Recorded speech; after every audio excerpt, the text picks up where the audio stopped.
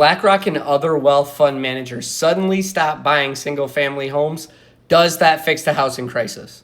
Yesterday, I made a video on the positive impacts of what would happen if wealth managers were limited with how many single-family homes they could buy. Would that fix the housing crisis?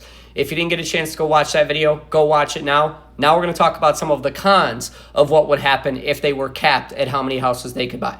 So the first major con is this would actually backfire on home construction. We know that the problem lies that we don't have enough houses. So the only way to really fix the problem is to make sure we do have enough houses. And you would think that by capping how many houses big wealth funds can buy, that would fix the issue, but it wouldn't, because wealth funds are actually the ones that usually fund the projects to build more houses. So if you cut off those funds, construction slows way down and the builders just aren't incentivized to build more houses. So this would actually take a big chunk out of the long-term supply that's needed to fix the problem. Now, the next big issue that this would face is that investors would just work around the rules. So think about it like this.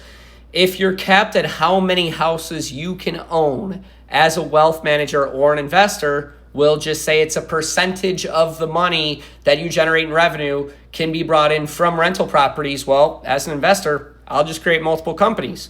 And as long as all of those companies are kept underneath that cap, I can buy as many houses as I want to. So as you can see, you can make the rules, but we'll just work around them.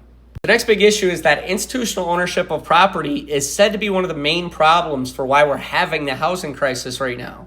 But that's actually very overstated. If you look at the numbers across the board, institutional investors only make up about 2 to 3% of the national market within real estate. So yeah, you could go after them, but they're really not the biggest part of the problem. Again, it's the supply of houses that's the problem. But who funds building those houses? Those same wealth managers. And now the biggest issue, and this is going to make a lot of you mad at me specifically, and I'm okay with that. If you kept the amount of houses that a wealth manager can actually buy and invest into, essentially what that would do is it would create more inventory. And more inventory you would think would free up the issue. But how you create wealth is by investing in real estate.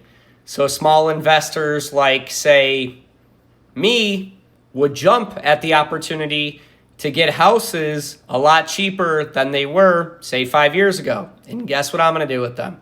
I'm going to turn them into rentals. I told you you'd be mad at me. So in my opinion, what is the solution for the housing crisis? Well, I think the only real solution is to incentivize home builders to build more houses as quickly as they possibly can. How you do that? Well, that's up to our politicians.